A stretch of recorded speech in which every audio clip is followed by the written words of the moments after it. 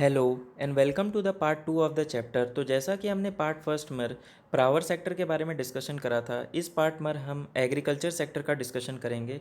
तो जो सबसे पहला पॉइंट होगा वो होगा फीचर्स ऑफ एग्रीकल्चर सेक्टर।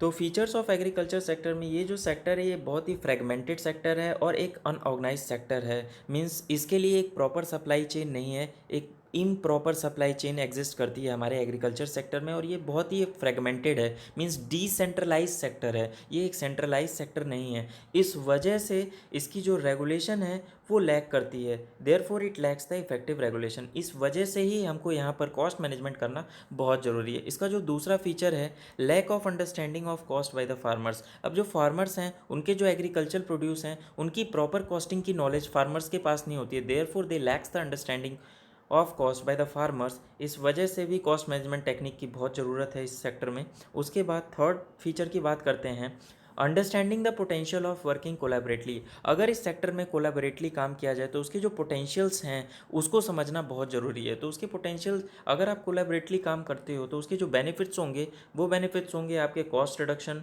और इनोवेशन के लिए, जो कि बहुत ही ज़्यादा ज़रूरी है आपके कंपिटिटिव एडवांटेज के लिए। ओके, फिर उसके बाद हम नेक्स्ट फीचर की बात करते हैं, use of target costing technique for price determination. Generally जो कॉस्टिंग टेक्निक इस एग्रीकल्चर सेक्टर में अडॉप्ट की जाती है वो है टारगेट कॉस्टिंग।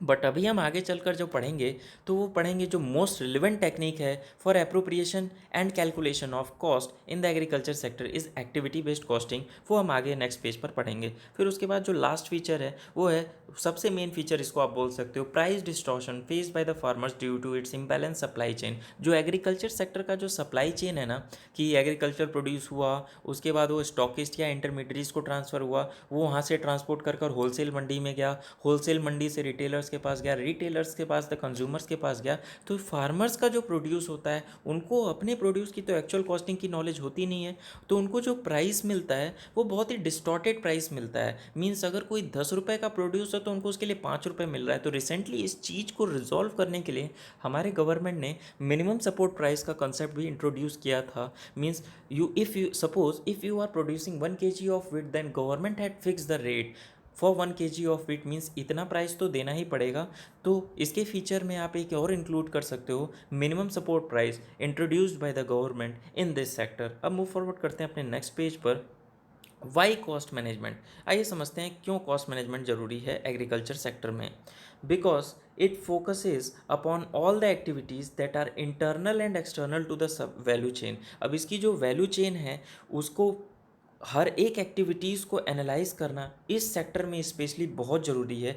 तो अगर आप कॉस्ट मैनेजमेंट इंट्रोड्यूस करते हो तो वो फोकस करेगा सारे आपके इंटरनल एंड एक्सटर्नल एक्टिविटीज़ को आपकी वैल्यू चेन में, in order to help in. अब अगर आप एनालिसिस, अगर आपकी कॉस्ट मैनेजमेंट इन चीज़ को फोकस करता है तो उससे होगा क्या, कॉस्ट रिडक्शन होगा और कॉस्ट कंट्रोल होगा। मीन्स आप कॉस्ट रिडक्शन कर पाओगे और जब आपने कॉस्ट रिडक्शन कर लिया तो आप उस पर कॉस्ट कंट्रोल भी कर पाओगे। Means cost reduction is not sufficient, with the cost reduction cost control is also needed। Okay, तो इस क्वेश्चन का आंसर आपको मिल गया। अब मूव फॉरवर्ड करते हैं अपने नेक्स्ट पॉइंट पर, methods use in the agriculture sector. जैसे कि मैंने प्रीवियस पेज में बात किया था, जो मोस्ट वाइडली एक्सेप्टेड मेथड और अप्रोप्रिएट टेक्निक होना चाहिए एग्रीकल्चर सेक्टर के लिए वो होता है एक्टिविटी बेस्ड कॉस्टिंग टेक्निक। क्यों होना चाहिए वो हम नेक्स्ट पॉइंट में पढ़ेंगे।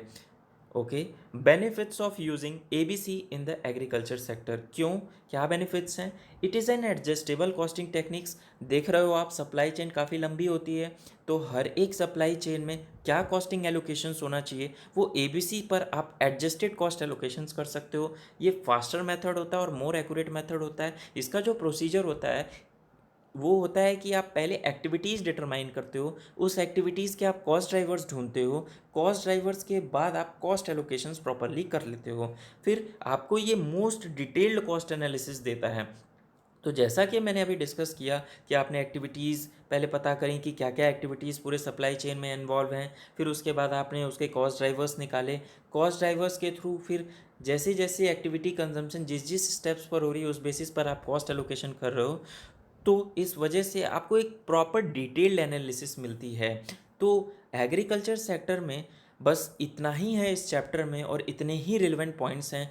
होप आपको ये सारे पॉइंट समझ में आए हों। आप इस पार्ट को भी मैक्सिमम से मैक्सिमम शेयर करिएगा ताकि सारे स्टूडेंट्स को इस चैप्टर के बारे में, स्पेसिफिकली इस सेक्टर के बारे में भी पता चल सके। मिलते हैं अपने नेक्स्ट पार्ट में विद द न्यूज़ सेक्टर। अभी के लिए बाय बाय।